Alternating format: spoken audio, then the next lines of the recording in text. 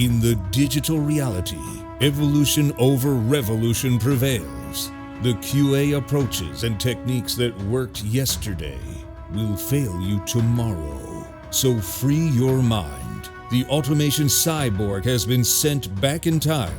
TED speaker Jonathan Wright's mission is to help you save the future from bad software. Happy Friday, and so we're live streaming again. We live streamed last week with we had 500 people register, 100 people at the peak off across YouTube, Twitter, LinkedIn, Instagram. So we were picking up all the channels. We're doing the same today because we wanted to introduce, or at least have a discussion about what I genuinely believe is going to be this year's big talking point, and maybe by H2 this year, the biggest item that everyone's going to be talking about around AI assurance. So I pulled in the man, the legend, Paul Gerard. And, you know, I'm going to start off with, you know, we did a book, and I should have grabbed it before we started this session, on digital assurance pocketbook, which must be coming to 10 years. He's going to go and get a copy. That's the great thing about it being live. And it actually had the foreword written by myself, and Paul introduced, I think, the concept, and we can see a live version here. Is that focus? It is, yeah. It is the legitimate version. It's my copy, so I've doodled all over it. So someone did read a good copy. I've got a few copies behind me. But, you know, your talk last week kind of introduced, dropped the bomb on DeepSeek. We're going to keep that one away from the trending topics. But we're, you know, it introduced some of the principles of assurance, right? And so I posted a snippet of you, a 3-minute video on the LinkedIn channel, with you talking and at least explaining what assurance is, right? And I know we kind of definitely saw eye to eye back 10 years ago when you were doing that pocketbook around digital assurance. And I think digital assurance was all encompassing machine learning, big data in those days, predictive analytics, IoT, and beyond. And it was a long time before we've seen this kind of generative AI rush, and we've seen this AI supremacy run for the market with DeepSeek and everyone else. So, you know, talk a little bit first about digital assurance, or just assurance, and then let's try and get, for the listeners, let's try to get to the bottom of, well, what does AI assurance or AI assure actually mean, and why is it important that you guys know about it, and also some of the legislation that's coming in across the European Union, the UK government, and of course the Biden's executive orders last year, which have now started rolling out in the US. So Paul, assurance, what is it? Okay, good question. It's not well defined, firstly, and it is a challenge to explain it to people who aren't experienced in projects, in testing, in risk management, and so on. So it's targeted. Let's say, like, if you're selling an assurance service, and we've got in mind to do something similar to that, although that's what we're trying to formulate right now. You could say that every project should have some form of a strategy for testing, let's say.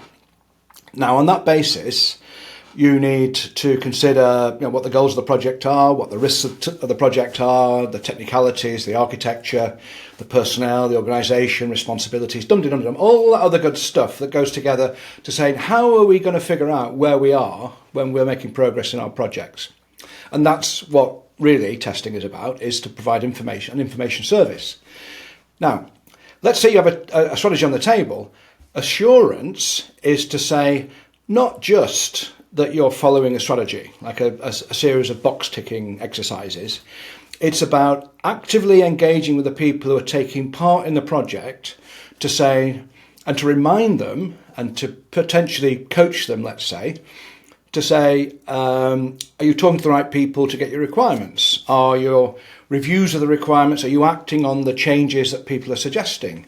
Are you looking at the impact of changes to requirements? Are you talking to the developers about how they're doing unit testing, and so on and so forth? So it's like an ongoing conversation from the perspective of someone who is kind of skeptical, let's say. That's too crude a word to put on it, but you're there to help the project keep it on track. So it's you're kind of a coach who takes a kind of skeptical attitude and then says, well, how are you dealing with this and how are you dealing with that?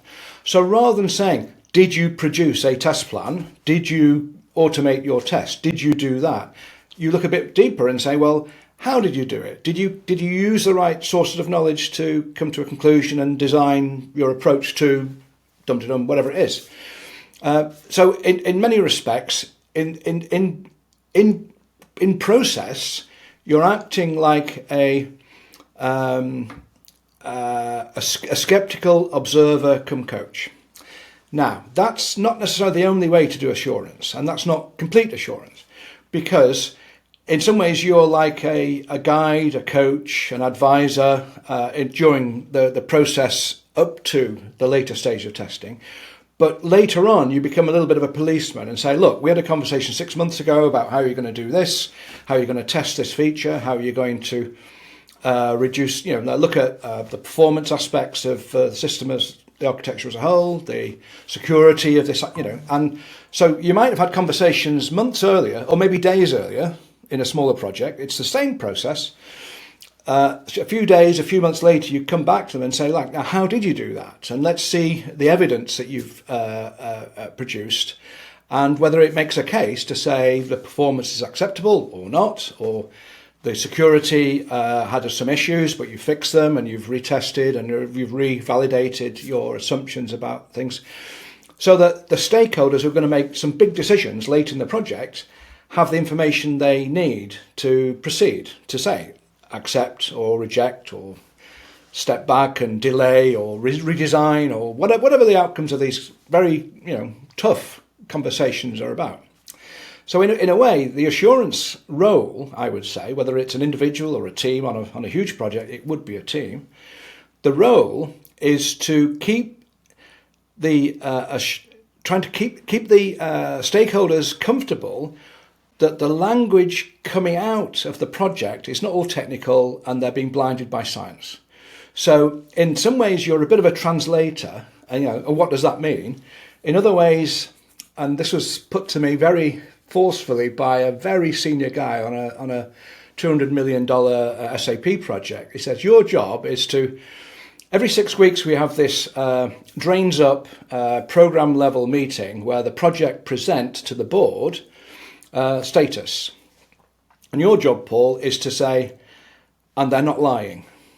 And it's as simple as that, So if they say everything's happy, your job, Paul, is to say, and we can believe that and trust it. Or when they say you're ready to intervene, even at a program level meeting, very late in the day, to say about this list of risks that I raised. So Paul, you've listed some risks. You've raised what might be called assurance notes, which are basically, hold on, guys, something's wrong here. You need to recheck your calculations, or you need to consider this risk we hadn't thought of before. What have you done about it? So sometimes you're involved in the conversation to say, did you explore the risk adequately? Was it a testing or a redesign activity or whatever is required to ameliorate it? And so the question then is the risk addressed satisfactorily? So the stakeholders don't want to get involved in that detailed technical conversation, but they do need someone on their side who's been in those conversations, who can assure the board and say, I gave them some tough tasks to take on to address these risks. They appear to have done them. I've read the documents. I've been in the sign-off meetings. I think we're in the clear. And that's the message that you give to stakeholders. So there's a coaching role, there's a kind of a checking role, you might call it a policing role, but that's a bit abrupt, but you get the idea. There's definitely an advisory role to stakeholders as well as to the project and the techies if you're going to get involved in techie conversations. But the overall plan is to give the stakeholders at their level confidence that they're not being lied to, but also that the information they're given is understandable. And in some ways, you act as a little bit of a translator to say, that big risk that we identified last week, well, they've worked really hard day and night. They've got a resolution. They've made a bit of a design change. They've done some good testing. We've got some evidence. Performance figures look good. I think we're in the clear. That's kind of the reassurance that stakeholders need. So you're doing a bit of several things. And every project is different. So if you like, a selection of what I've just said is appropriate for different projects. Big projects, you do the whole 9 yards. If you're dealing with what was the biggest project we worked on? It was 1.5 billion pound banking program. And an assurance role there, we only had a partial involvement on one aspect of it. But it's appropriate in very large projects as well as the tiniest projects. The tiniest projects might be you have a weekly meeting with the team and say, how are things going? And you just press them on things that seem to be causing concern and saying, how are you dealing with it? And then you might talk to the product owner and say, we've had a technical discussion today, there's a bit of an issue, it looks like we're on top of it. And you're just kind of acting as a translator. Now, it sounds like you're a middleman there, and in some ways you are. And the product owner might say, well, I could do that for myself. Good, okay, but don't forget to keep paying attention to these conversations where people are saying, we're 90% there. There is warning. If it's 90% there, usually means we've still got 50% to go. With developers, it's a real stereotype and generalisation, I know, but you've got to have your ears to the ground in a small project more than in a large project, because large projects tend to communicate with documentation and formality, whereas small projects, it's all word of mouth. You've got to be in those conversations all the damn time, listening, for what's going on. So it's a big topic, but and it's a challenge to do, and a lot of companies, over the years, I've been involved in tiny projects as well as some real monsters, massive projects, and I think it has a role in all of them. But obviously the role scales up or down. Yeah, I love it. And so, I think, with that example, we're talking about digital assurance, right? Just for a second, just humouring me. And then, so, I'm going to give an example to kind of reiterate. So I always use the exact same example. Large German-based investment bank, £4 billion operational and excellence investment from the organisation. So, we had 2,600 systems, which we're providing assurance across there, or test assurance, quality assurance, whatever you want to call it for a second. And it was a massive investment to look at those 2,600 systems across the bank, and then the 10,000, in essence, underneath it, staff that sit there. I'm just going to say hypothetically for a second, the way I look at it is it's a 1% cost to have that level of assurance across the top, which is nothing, right? Of the total project cost and development, testing, but it's still a big number, right? If you're talking 4 billion, right? Yeah. So part of it is there's a level there for assurance, and I think the reason why we're talking about AI assurance for a bit is we're kind of narrowing the focus for a second from the entire, and I'm not going to use the word digital transformation, but the entire delivery mechanism within your organization, and I'm going to call it, the office of the CIO / IT for a second. So that's, IT projects, move all that to a side. What we're seeing now, and I think it's the whole point of kind of what we've heard the last few weeks of, last week with the Stargate announcement of 500 billion in AI infrastructure for, investment, and we saw DeepMind wipe $1.2 trillion off the stock exchange, which would have been nice to have it would have funded that AI infrastructure. There's a large investment in, and I'm going to call it AI, but artificial intelligence, to help, keep, global economies, the GDP of those companies protected, right? So there's also a lot of investment. We heard the Friday conversation with the Blair Institute saying 52% of the UK workforce is at risk of being replaced by AI workforce, right? And so suddenly we're seeing, in essence, AI-based, systems that are aiming to remove human aspects, and I'm going to call it the business. I'm not talking about IT here. We're talking about the business for tasks that don't need to be done, could be done by an AI-based system, right? So there's this huge, investment. I think it'd be hard to kind of argue at this point in time that it's not on the agenda for every organization that is on the planet, right? So, this is a new, let's call it a new role for assuring systems that are doing. And I think the complexity is, in essence, infinitely more complex because of ethical concerns, privacy, trustworthiness, all the stuff that I've done in the past, but also stuff that we're seeing with the ISO 42000 standard coming in, very similar like the quality standards that were there before, which most organizations have that little certificate saying, look, we're doing everything we should be doing in a very CMMI kind of way in the good old days. I think they're also looking at the 42000 to say, this is what we should be doing when we're building and engineering AI-infused system.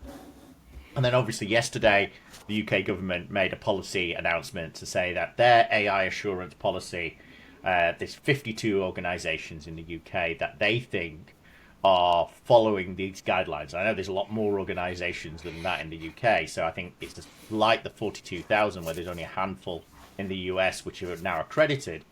It's a small percentage, let's call it 5% just for argument's sake. 5-10% of people are actually going through and taking AI assurance and compliance and regulatory change seriously. And then let's talk about today, right? Today is the last day of non-AI assurance globally, because come the 2nd of February, which is Sunday for us, there's the AI bans start coming into force across Europe. So if you operate within Europe, so if you're a vendor that has entities in Europe, then just like GDPR, you'll be required to follow those guidelines, follow those compliances, the legislations that's been set out on the European the AI Act for the EU. Now, let me just explain a little bit about what that means for you, as in not just you, Paul, but everybody who's listening or is on is working in the workforce today, right? Those people, the 50% of people that are at risk.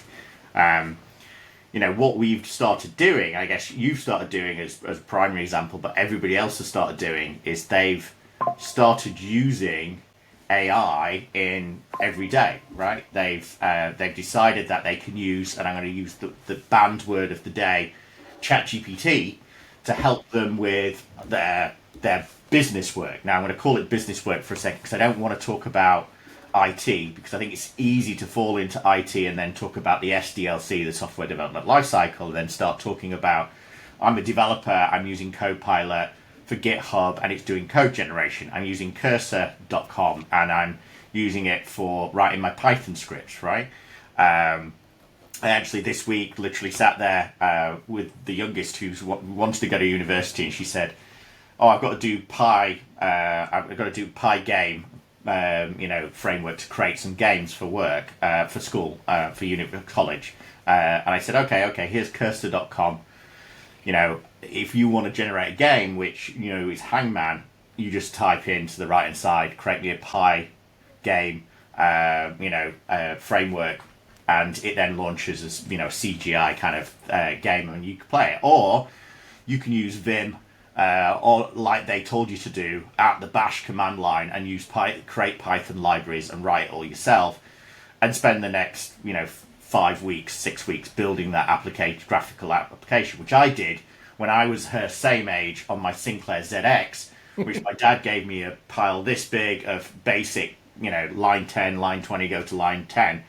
And I sat there and I said to her, oh, well, Dad, my friends are playing out on the street. Can I go and play? How do I save it? And he said, well, it's ROM. There is no storage on this system. So it had 2K on it, which was its memory. And so I was like, which I wouldn't have been able to do, this is why I'm not a developer, but I'd correctly entered those 2,000 lines of 58-page book to play Hangman, and made one mistake, which I would have done at the age of 15 or whatever it was, then it wouldn't have compiled anyway. So I don't know what I was thinking. And then now, you can get that same thing happening in 3 seconds, right? And so you kind of sat there going, why the education system asking you to learn the foundations because you can be a programmer. But these tools aren't going away. These AI productivity tools are still going to be there. There'll be a question around whether or not you can read code. There may be a different question of whether you should be coding, but I'm going to move away from all that because that's the SDLC and it's boring and it's only, in essence, 10% operational cost of business. The 90% is what everyone does on a day-to-day basis. And they're the ones that are claim handlers or they're, legal people or, they're accountants who are using these tools to go, oh, well, I'll just ask ChatGPT, to draft me up a letter. And they look at it, even though they've got their, the pass the bar or whatever else they've done, or they're a doctor or whatever, and they look at the response and they go, that looks okay. And then they start relying on it, thinking that continuously it will always do that. And it'll never get to the point where it will make a mistake, which we know doctors make about 90% accuracy, which means 10%, I'm not going to say 10% of misdiagnosis, but they make mistakes. Humans make mistakes. If you can get to the point where it's higher than that 90%, which is kind of where we're nearly at with NLG, then suddenly there's a real problem about human replacement, right? So human replacement means AI literacy. And so that's the thing that comes into force as of 5 p.m. today, is it's saying, you remember, well, Paul does because he did his O-levels, but when you were doing your IT literacy or your computer literacy or your English literacy or math literacy, you had some foundational skills which you'd pass your O-level, then you show employers that you know enough to be able to string a sentence together, or you do your oral, your written or whatever else. This is the same thing. It's expecting that workforce, that 50% at risk workforce, on Tuesday, on Monday, to be able to have all of this structure around knowing there's some guidelines, there's some AI policies, to your point, some AI strategies, there's all of this other stuff in place that they're going to follow on a day-to-day basis, realizing that they should not, because it's illegal, be pushing out, confidential information about patient records to a large language model that's in the cloud, because it's you shouldn't be doing it, and then obviously it's a violation of GDPR and a number of other things, and these bans are going to come into force not just for organizations that are building AI systems, but are building is staff that are in essence using these tools with a potential level of liability. So if you misdiagnose someone or you make a legal decision based on one of these systems like DeepMind, you could be potentially liable, and you go to the employee and say, well, where do you get this from? Oh, I got it from ChatGPT. Then, there's going to be some real concerns. And that happens on Monday. Now, I know you've got hopefully quite a bit to say about this around, all of these dimensions of fairness, governance, transparency, security, reliability, compliance with the regulations. And there is literally, if you go to AI Standards Hub, there is there's a new legislation for AI usage for education coming at what happened last week. There's so much, which I would say 90% of the workforce, well, 99% of the workforce don't even know exist. So how on earth do you, next week, even think about being able to think, well, I can't use ChatGPT, or I should not be using ChatGPT, or is ChatGPT or DeepMind ethical? Is it trustworthy? How do I know this stuff? And, where do I start? That's about 10 questions, Jonathan. That's what I wanted, 10 questions. So when my machine... I'll make one observation. Being long in the tooth, when I did my degree in the 70s, late 70s, I'm going to try and suggest, I was looking for a project, like a second year project, because I did an engineering degree. And I got into computing, and I did a 2-week kind of Fortran course, 2 weeks to learn Fortran. But anyway, it was all new stuff then.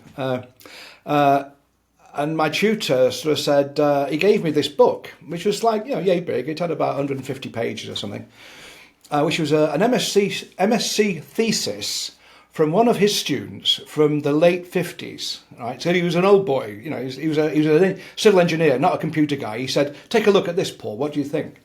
And it was basically 3 pages of basically some geometry and to do with a crane, and minimising the size of the engine required to drive a crane to load and unload stuff onto a ship, for example, or to do anything, to move anything from A to B. Anyway, it doesn't matter what it is. It's a geometrical problem. So this guy's MSc, bless him, was basically 3 pages of an explanation of the problem, and then 150 pages of 4-digit numbers. That was his MSc, and that was his program to optimize the the problem, the solution to the problem. So he said, take a look at this. I thought, okay, well, obviously, Jesus, this went on and on and on and on. And then the problem itself was kind of easily formulated into some Fortran code. I think it was about 80 or 90 lines of code, but it was just a hunting problem, looking for a minimum value. So you create a grid, you do the calculation for every spot on the grid, and whatever's the lowest, that's the optimum solution. End of problem. So I did that. That took it took a few days, put it lightly, because I was not an expert programmer in those days. I'm not an expert programmer now. Now, you could say, here's the problem, press the button, out pops the code, and probably with some careful, if you give it some test cases before you actually ask it to drop the code, it will, I hope, consider the situations that it's got to deal with. And this is exactly what I was explaining to you a bit earlier today, what I was doing yesterday, giving some, in effect, let's figure out some test cases, now give me some code. And I think test-driven development works better with AI if you are going to use the code. Anyway, the problem now, that problem like that can now be, I think, as good as solved in, 20 minutes, And so the rate of increase is just incredible. Now, to your point, is it ethical for it to tackle problems at all, trustworthily, if that's the right thing? That's the big challenge we've got. Now, I'm not going to say yes or no to that. That's the problem we have. How do we answer the question, can we trust this system, this service, these features of AI that we use in our conventional systems, let's say, or maybe safety-critical systems like flying aeroplanes and helicopters, for heaven's sakes.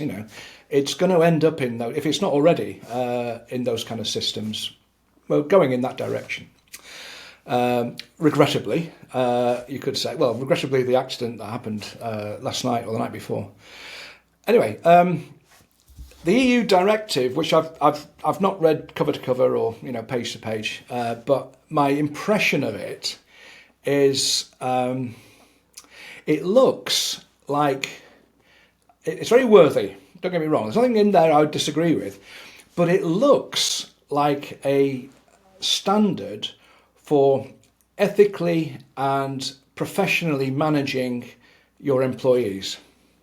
If you substitute the word employee or team member or human being for where it says AI and this, that and the other, you'd say this is perfectly reasonable.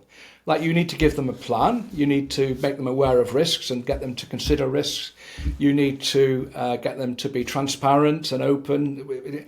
Honestly, that was the impression I was left with, and I thought, well, this is great. This would be really helpful to add to the, I can't remember what it's called now, but the Declaration of Human Rights and all the labour, as in working people's directive. That might be what it's called. It's an adjunct to that. That'd be fantastic. Then it would be complete. Anyway, so how do you enforce that? Well, blow me. A lot of these things are not checkbooks kind of thing. I mean, somebody will come up with a checklist and then start charging an arm and a leg to compare people, just ask questions. Do you do this? Yes, tick. Okay, we're nearly there. Tick, tick, tick, and so on. And then where you don't have a tick, you then get an offer of consultancy to help you get that tick in the box. Well, we've been through that loop many times. Some companies are comfortable taking that kind of approach on because they regard adhering to a standard, any standard, is a box-ticking exercise. That's not the way to look at it, we all know, and yet many industries spend time doing that. I've lost track of what your question was now. I hope I've kind of prattled on long enough. But remind me what was the thing you wanted me to answer? No. I think that was fine. I think part of it is I know you did want to talk a little bit about where these fall short, right? And I had this slide which I put up the other day, which was like, okay, these different frameworks around explainability of AI and what it does. There's the different AI TRISM kind of frameworks around governance and trustworthiness and stuff that people should be doing, right? And I think, there's so much noise in the industry at the moment around large language models and generative AI. It's quite hard to see the AI through the large language models when you're talking about traditional ML and AI systems which we've been developing maybe 20 years plus in modern software development. The cognitive engineering side of things, building its systems that make decisions. You gave the flight example one. I was listening yesterday. Obviously, the Boeing have just been a really bad year because the doors keep on falling off the planes on a certain model, right? And you look at it and you question, the same way we gave the example with NASA being CMMI level 5, and then then SpaceX comes, disrupts the industry, makes the payload be able to land again, and then NASA pivots down to level 3, and maybe Boeing's doing something similar to be able to keep up with engine as a service provided by other players. That then things happen, and then these huge fines come through. Huge fines because, well, the door came off at takeoff. Slight problem, especially if people die, right? And I think this is the problem for people who are box ticking that 42,000 is probably because they're in industries which could potentially be liable for lawsuits of, misconduct and liability claims, right? And I think that's fine. Aerospace, healthcare, medical, military, all of those quite easily, fall under the category. And if we were being realistic for a second, they're really 90% of the world, right? The ones that are little e-commerce businesses, you could even potentially argue that Amazon and Alphabet and everyone else are now tech companies, right? The byproducts of what they do is very small when it comes to the traditional e-commerce, retail, smaller subset organizations. They may be big revenue generators, but again, they're tech companies, right? And if every company's a tech company and all of them are really on this journey of AI, and they're doing it with people who are genuinely just doing what you just said, which is their employees are going what I call shadow prompting or shadow AI. They're just going off and doing whatever they want because they think throwing Copilot for GitHub is the solution, when we already know, and I'm meeting Diego next week, he already said there's stats coming of 400% worse code coverage, code quality problems since people started using generative tools because, like I did yesterday, it took 3 seconds to create a game. It ran. It allowed you to play Hangman. You didn't know what the code was. You didn't have to go to GitHub and read all these different code repositories and try to figure out what they did. You just say to Cursor, write me an application. And you don't know whether or not it meets all the requirements that your business does. Now, of course, the smarter ones will probably be taking user stories, acceptance criteria, and hopefully going all the way back to requirements engineering to make sure that what they're building is the right thing. But I would say 90% of the software engineers that I work with don't do that, right? And so, I think with Agile and Lean and all the other stuff that's kind of come through, I think software engineering is a lost discipline. And therefore, with engineering of systems rigor is still relied for mission critical and critical infrastructure and healthcare and everything else, that I think these methodologies are just not fit for purpose. They're great for creating manufacturing production lines for Toyota and stuff, but software development's a different beast. So I don't think we're there yet. No. And I'm going to take a couple of questions from the audience, and I say that both of them came from Nico so far. But Nico kind of said, well, how does DeepMind compare to other models? Now, interesting, we partially had a disagreement this morning around how good DeepMind is compared to ChatGPT. DeepSeek. DeepSeek. DeepSeek. Okay, yeah. DeepSeek. DeepSeek R1 versus OpenAI O1, right? So, part of it is, obviously I put out that yesterday to say there's nothing exciting about DeepSeek. It's, in a way, it's the only thing that's interesting is what we talked about earlier, which was the lowering of costs for training models, and the memory space that's required for inference. That's really the big change. Now, interestingly, I also said the exact same thing, is that it's lowered the barrier of entry for people who were learning prompt engineering, who weren't familiar with chain of thought already, that it feels like it's brought chain of thought to the masses. And it absolutely has, right? It's brought chain of thought to the masses, and behind chain of thought is people believe for a second that what they're doing is it's now using reasoning, right? And it is absolutely doing reasoning, right? Because what in essence it's doing is it's doing prompt threading, and it's going through, and when you ask a question like, how do I, create a stormtrooper, build a stormtrooper, it would then have some design principles in the instruct model that would say, okay, first talk about what components are required, talk about, well, how would I do any building activity, what things should I be thinking about, how would I prepare. So in a way, it's got the reinforcement learning, all the extra stuff that they put on top of the model that allows it to start coming up with, well, first I'd do this, and then I would do that, and then I would do this.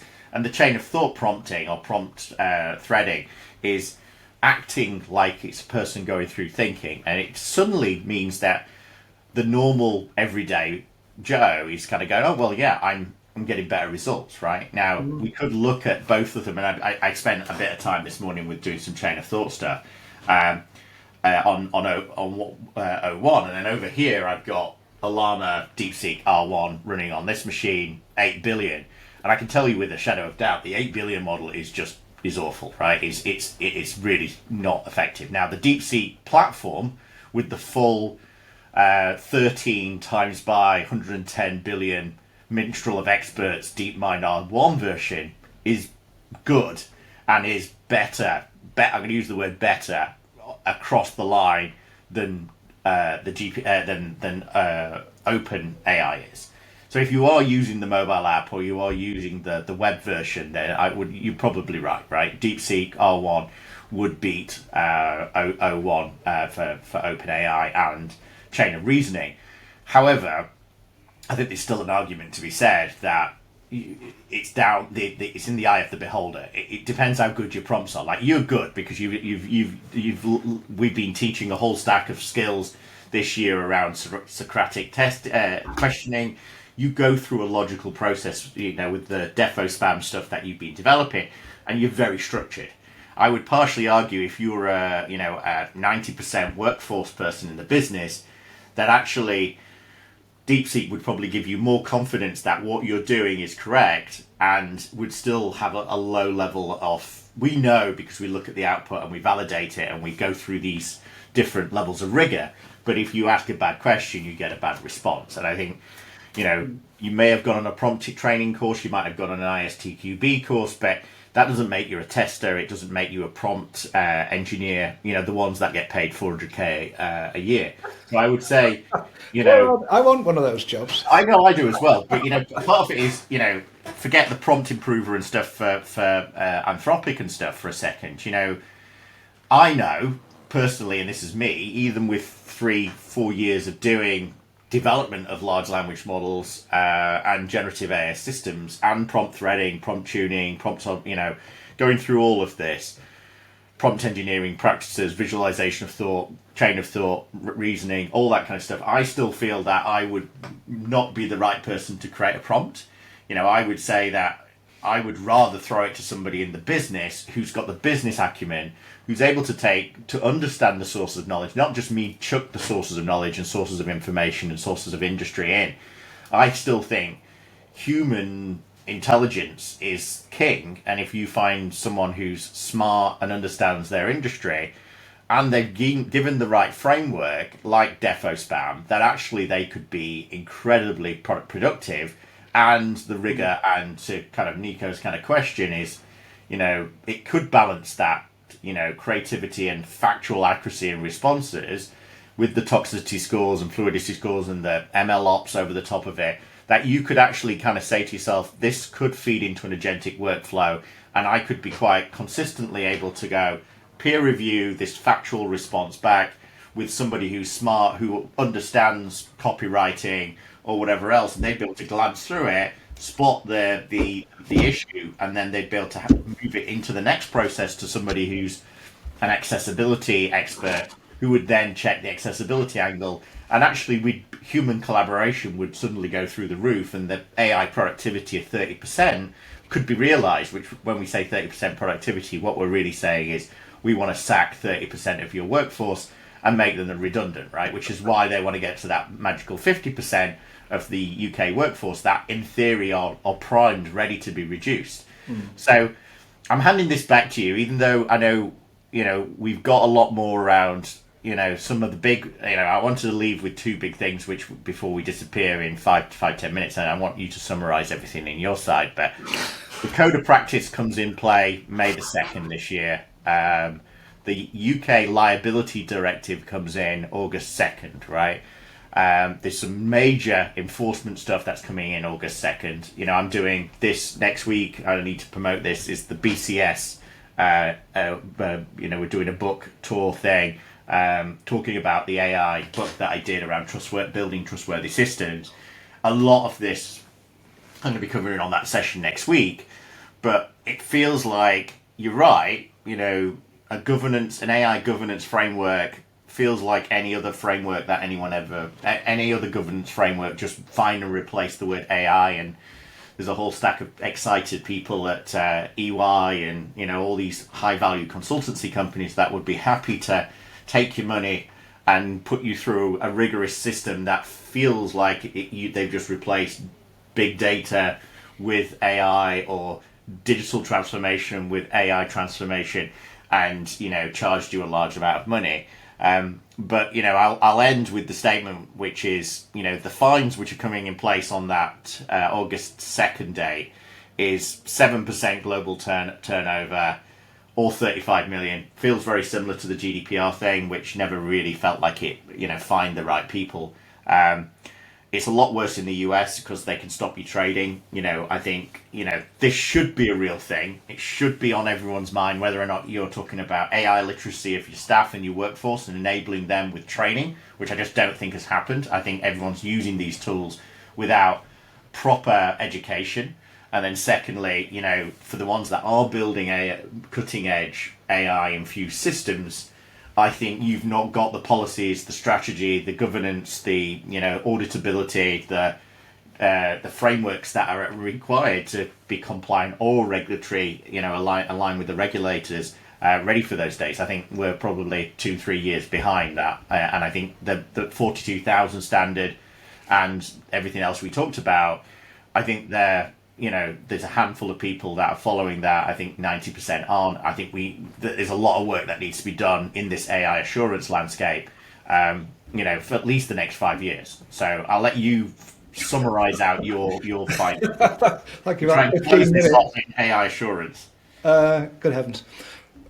Well, the things I don't know why I've misplaced my pencil. My good old pencil has disappeared, so I couldn't write down what I was going to say. So off the top of my head, the first thing I would say is, you said that, for example, DeepSeek, the 8 billion model, it's no good, whatever.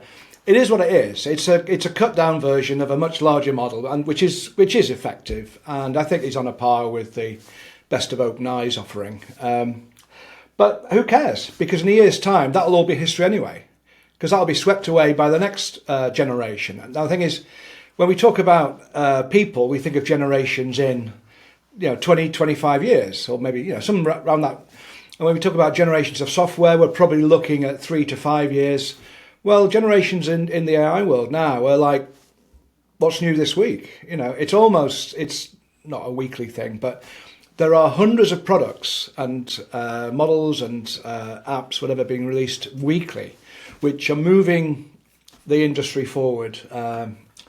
Whether in the right direction or not, that's another debate, but it's moving so quickly. So how on earth can we, wearing the QA assurance tester's hat, whatever, how can we keep pace with that? Because the technology isn't the problem. It's the application and the insights required from that technology that are driving decision making in our systems, and that's the problem we've got: is how do we trust them? So that's the bad news. It's changing so quick. The good news is, I don't think. Though I'm going to go back to my old hobby horse, which is, if we regard the AI as doing some of our thinking for us and some of the legwork in terms of calculations and analysis and research and extraction of information from their training data or RAG content, that's not changed. That's not changing. So firstly, it is a moving target, but we've got to focus on the things that don't move and then do the best we can with that. I think that's one thing to say. What was the next thing I was going to say? I've completely lost my mind. I'm going to struggle now because I'm on the spot. What was I going to say? There's going to be some I had some really interesting things to say about 15 minutes ago, and then you talk and talk. I apologise. I'm only human, I'm afraid. Geez. Oh yeah, log tables. Yeah, I was thinking about, yeah. So education has a problem right now. Education. So your partner's daughters are, where they're at, and my partner's daughter also is a student as well, and she's studying English and various other things. And I said the obvious thing is, well, why don't you use AI? And he said, well, we're banned from using it except for very specific purposes. And I said, sure. But it reminds me of like the days when I learned how to use log tables. So to use natural logarithms, to look up the log of a number, use that in some calculations, simple calculations, to do complicated calculations. Let's leave it at that. And at that time, calculators were banned from examination rooms.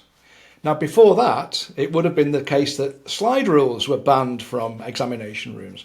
Now, AI is banned, whatever. And yet, in the workplace, the first thing you're going to be presented with is, here's our AI-driven system, you're going to have to use it. So the day will come when AI is part and parcel of what an academic institution will say, this is part of our toolkit. They've got to do that because they're at odds with the workforce, the labour market, the economy itself, you could say. So education has a massive rethink to do. I don't think there'll be no universities in future, and everybody will be doing it online. But they've got to rethink what universities are for. Now, that is a real challenge for them. And I think in parallel, every industry has to take account of the fact that AI is going to change the way they do business and what they are for. Like anyone, so why would you hire a lawyer if all cases are loaded up into an AI model and you can search for any precedents, because our legal system is based on precedent. You don't need lawyers anymore. So why the hell would you have a lawyer? So lawyers have to right now it's a bit like estate agents. They're all using AI for their own internal purposes. But I'm just waiting for lawyer.ai, and anyone can look up put in their situation and get legal advice. Why do you need lawyers anymore? In the same way that probably medicine is a bit further ahead, you can just go to ChatGPT and say, I've got these symptoms, what have I got? What's my problem? And you trust it or not trust it, you can actually try it, can't you? So there's this massive societal problem. It's not a technical problem at all. Technology is racing away, and this time next year we'll be having different conversations. Assurance will still be on the table. I'm not saying that. But the models we use to example what we're saying will be all different. Yeah. There'll be different models, and there'll be some tools now which do really clever things. Like they're really clever now, but they'll be really, really clever. And there doesn't seem to be any end in sight yet. Maybe in 10 years' time it'll stabilise, but not right now.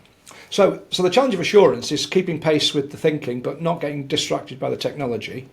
I think that the challenge of all industries is, what is your industry about? Are you in the right business?